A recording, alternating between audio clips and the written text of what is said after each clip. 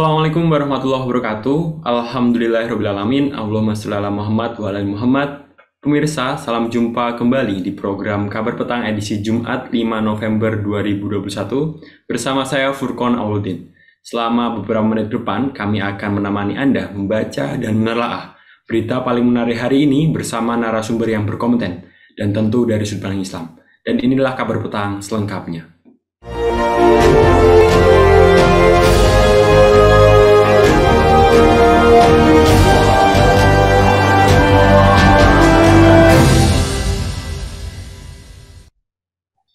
Menteri Agama Yakut Khalil Qomas melihat pentingnya melakukan rekontekstualisasi sejumlah konsep fikih atau ortodoksi Islam dalam rangka merespon tantangan zaman. Menak saat memberikan sambutan pada pembukaan Annual International Conference on Islamic Studies atau ISIS yang ke-20 di Surakarta, Senin 25 November 2021, menyampaikan bahwa penting untuk membuka ruang bagi pemikiran dan inisiatif yang diperlukan untuk membangun peran konstruktif bagi Islam dalam kerja yang menyempurnakan tata dunia baru ini. ISIS 2021 dibuka oleh Wakil Presiden Kiai Haji Ma'ruf Amin. ISIS adalah konferensi studi Islam internasional tahunan yang diprakarsai oleh Kementerian Agama. Tahun ini, konferensi yang mengambil tema Islam in a Changing Global Context, Rethinking Fiqh, Contextualization and Public Policy, ini akan membahas lebih dari 5.000 paper berisi temuan baru dalam studi Islam.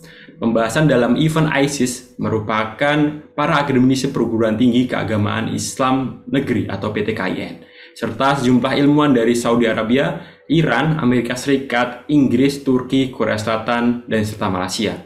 Apa motif tersembunyi di balik wacana rekontekstualisasi ortodoksi Islam? Apa dampaknya bagi Islam dan umat Islam? Bagaimana cara memahami mendudukan fikih dan hukum syariah dengan benar? Pemirsa, untuk membahasnya kami terhubung dengan Bung M. Taufik Nusa.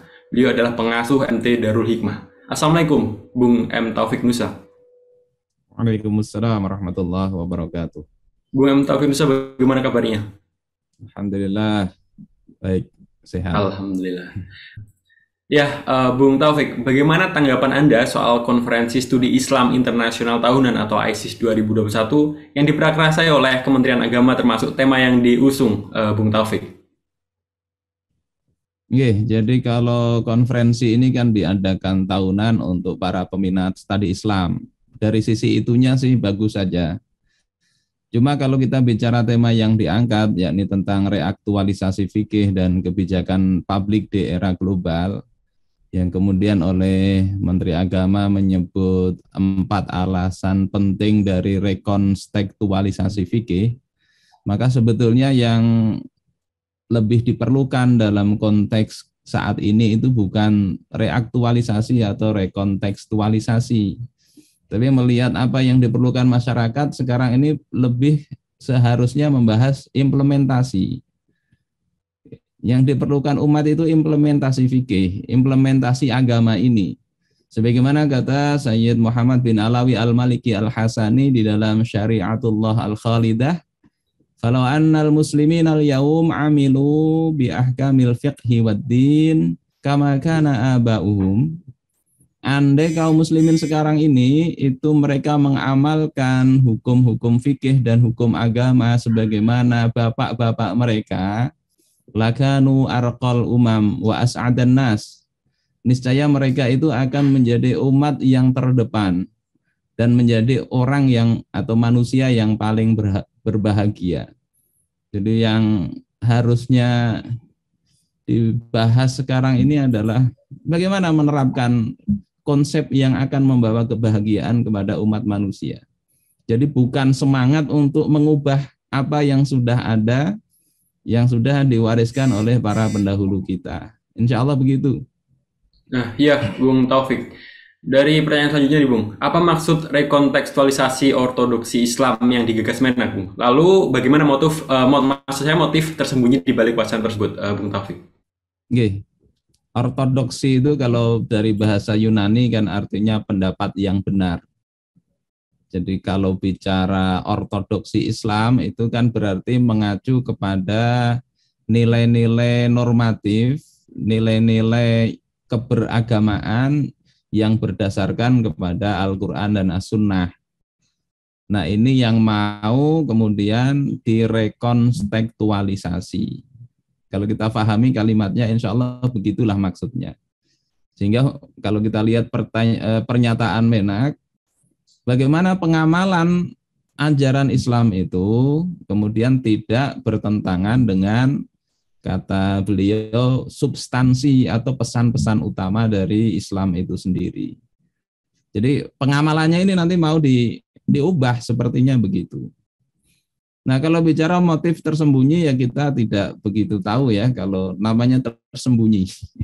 Tapi kalau kita lihat yang nampak dari apa yang dilakukan, kan kalau cuma pidato sebentar itu susahlah kita lihat konsepnya seperti apa. Tetapi perilaku yang ada dan apa yang terjadi itu menunjukkan bahwasanya ada hukum-hukum Islam yang kemudian dianggap tidak relevan, bahkan kemudian mau diubah. Titik poinnya di situ. Insya Allah begitu, Mas Furqon. Ya, Bung Taufik. Terus apa, Bung, kritik Anda terkait konsep fikih Islam alternatif yang diusung Menak ini, Bung? Oke, kalau bicara konsep, sekali lagi saya melihat masih belum ada konsep itu. Cuma ucapan sebentar begitu. Tetapi kalau melihat judul, itu seperti mengusung apa yang sudah ada pada masa lalu, yakni tentang reaktualisasi ajaran Islam. Itu sekitar 36 tahun yang lalu itu sudah diusung oleh Munawir Sadzali. Dan bedanya dengan sekarang, kalau dulu Munawir Sadzali itu mengusung ide itu punya konsep yang jelas. Ada buku-bukunya bahkan. Tahun 88 itu, 85 Munawir Sadzali pidato tentang reaktualisasi. Kemudian nulis di Panjimas tentang reaktualisasi itu. Tahun 88 itu terbit bukunya. Judulnya Reaktualisasi Ajaran Islam. Setelah itu 95 nulis lagi itu tentang kontekstualisasi ajaran Islam. Kemudian 2 tahun berikutnya nulis 97 tentang ijtihad kemanusiaan.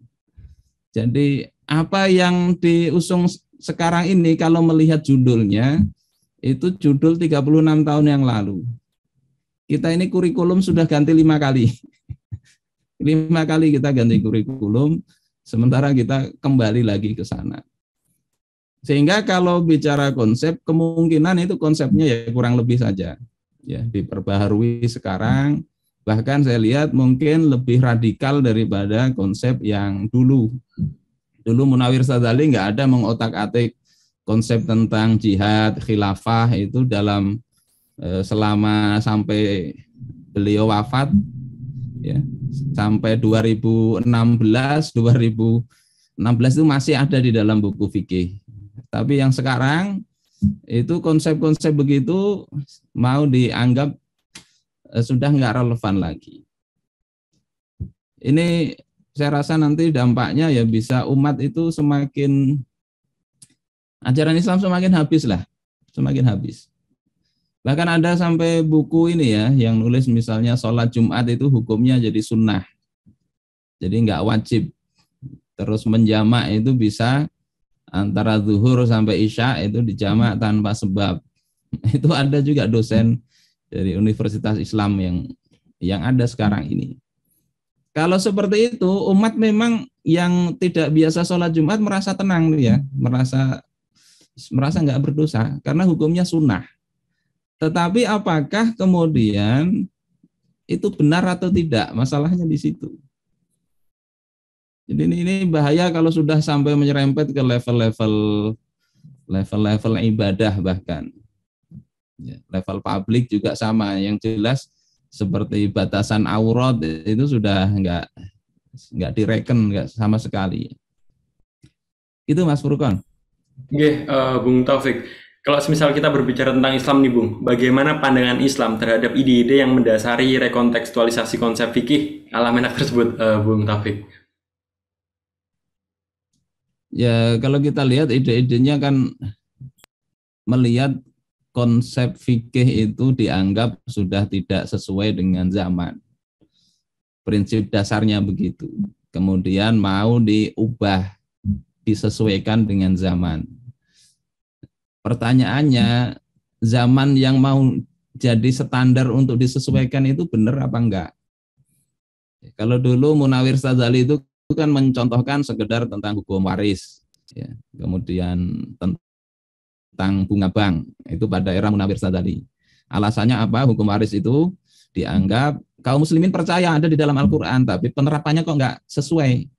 Akhirnya mau diubah supaya cocok dengan penerapan. Idenya kan begitu. Jadi zaman itu bagaimana fikih ini supaya sesuai dengan itu. Padahal sebetulnya hukum Islam itu diturunkan untuk memperbaiki zaman. Memperbaiki kondisi masyarakat. Apa yang tidak sesuai bukan berarti fikihnya yang harus disesuaikan. Tetapi harusnya zaman itu yang harus diatur dengan hukum-hukum yang telah Allah turunkan itu. Ya, memang kondisi zaman itu ada kalanya bukan mengubah ya, tapi menjadi manatul hukum, ya, objek yang diterapkan hukum itu harus difahami sehingga fikih itu sesuai dengan konteksnya. Misalnya Abu Bakar As-Siddiq menerapkan Rasulullah membagi ghanimah itu dibagi kepada kaum muhajirin. Cuma 2 orang Ansor yang dapat ghanimah. Pada masa Abu Bakar dibagi rata. Dibagi rata. Itu kan bukan karena perubahan zaman, tapi karena memang ada ilat hukum. Jadi bukan berarti menyesuaikan, bukan. Tapi hukumnya ya seperti itu. Hukum ghanimah itu dibagi kepada orang-orang miskin. Ya. Ilatnya itu adalah kaila yakuna dulatan bainal aghniya'i minkum. Agar harta itu tidak beredar di tangan orang-orang kaya saja di antara kalian.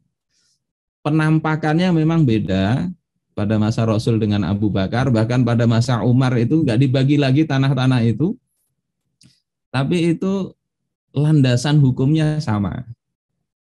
Realitas yang ada di masyarakat, mana yang kaya atau mana yang miskin itu yang berubah sehingga kesannya hukumnya berubah.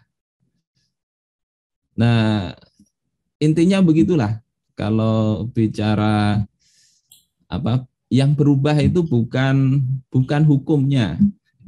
Hukum itu diterapkan untuk mengubah masyarakat. Insya Allah begitu. Ya, Bung Taufik. Ini bagaimana nih Bung pendapat panjenengan terkait dengan wacana yang diusung sebagian pihak nih Bung tentang fikih khilafah tidak lagi relevan sehingga harus disesuaikan dengan zaman. Menurut Bung Taufik seperti apa Bung? Sekali lagi zaman yang harus disesuaikan dengan hukum. Pada masa Rasulullah Shallallahu Alaihi Wasallam misalnya kayak khamr itu biasa di tengah masyarakat. Tapi datanglah hukum Islam yang melarang itu. Ya. Maka masyarakat yang menyesuaikan. Perzinaan waktu itu biasa. Datang hukum Islam melarang itu. Jadi bukan menyesuaikan, bukan. Insya Allah begitulah. Zamannya rusak kok malah dijadikan patokan bagaimana. Zaman sekarang banyak orang murtad misalnya. Banyak orang narkoba, banyak orang bunuh diri. Itu yang harus diselesaikan. Makanya saya bilang tadi, yang diperlukan itu implementasinya. Bukan kita menyesuaikan supaya cocok dengan kondisi yang ada. Itu Mas Furqan. Siap Bung Taufik. Ini pertanyaan terakhir nih untuk Bung Taufik nih. Lalu bagaimana nih Bung cara mendudukan hukum syariah dengan benar nih Bung menurut Bung Taufik? Pertama hukum syariat itu kan hendaknya kalau kita lihat di definisinya al-hukmus syari' huwa khitabus syari' al-muta'alliqu bi af'alil ibad. Hukum syariat itu kan adanya seruan dari asyari yang terkait dengan perbuatan hamba. Oleh sebab itu, akal manusia itu fungsinya cuma 3 dalam kaitan hukum fikih maupun hukum syariat itu. Pertama, memahami nas, memahami dalil. Yang kedua, memahami realitas realitas yang mau diterapkan dalil itu apakah cocok atau tidak. Ya, yang ketiga baru mengaitkan tadi antara dalil dengan nas, dengan realitas. Misalnya kayak khurrimat alaikumul maitah, diharamkan atas kalian bangkai. Itu dalilnya kan jelas. Kemudian ada realitas sapi mati. Sapi mati ini maka perlu kita lihat ini mati bangkai atau bukan. Itu otak manusia juga yang berpikir. Akal menentukan kalau ini bangkai berarti hukumnya haram. Kalau ini bukan, oh ini sembelihan maka hukumnya halal. Otak akal manusia sebatas itu, memahami nas, memahami realitas, baru menerapkan nas kepada realitas. Nah, reaktualisasi ajaran Islam yang digagas Munawir Sazali dulu itu, nas-nas yang sudah qat'i itu masih bisa dinasah, dihapus dengan akal manusia. Itu yang sumber berbahayanya di situ. Kalau dulu nasah mansukh itu kaitannya dengan yang menasah nas juga. Tetapi itu kemudian diperluas, artinya kemaslahatan yang ada dalam pikiran manusia itu bisa menghapuskan hukum syariat. Kemudian ya akhirnya muncullah orang-orang yang mengatakan kayak khamr itu jadi boleh dengan alasan itu kalau manfaatnya banyak, misalnya di daerah yang sangat-sangat dingin kayak di Rusia misalnya. Itu ada cendekiawan yang berpandangan begitu. Atau khamr misalnya boleh asal ya dia tidak sampai mabuk, sekedar untuk menghangatkan tubuh. Ini kan akal ya, akal manusia menghapuskan hukum atau mentaksis bahkan menasah sebuah hukum. Ini enggak ada sejarahnya para ulama dahulu begitu, enggak ada. Walaupun mereka mencari-cari dalil misalnya kayak Umar bin Khattab mu'alaf kemudian tidak diberikan zakat lagi. Ini kan berarti akalnya Umar menasah itu. Nah ini enggak benar. Itu pembahasannya panjang lah kalau itu mau dibahas. Itu Umar memakai nas untuk menghapuskan realitas orang-orang yang mu'alaf, yang sudah kuat dan kaya, mereka tidak dikasih zakat. Bukan atas dasar akal. Insya Allah begitu. Terima kasih Bung Taufik atas waktu dan penjelasannya. Sama-sama. Semoga jenengan selalu diberikan kesehatan dan kemudahan oleh Allah SWT, Bung Taufik. Amin wa iyyakum. Dan semoga kita nanti bisa bertemu lagi dan kesempatan di forum yang penuh barokah lainnya, Bung Taufik. Terima kasih sebelumnya. Amin. Kabar Totan, semoga Anda mendapatkan banyak manfaat dari acara kami. Sampai bertemu lagi di channel yang sama setiap hari pukul 17.00 WIB. Akhirnya saya Furqan Awaludin bersama kru yang bertugas petang ini undur diri. Wassalamualaikum warahmatullahi wabarakatuh.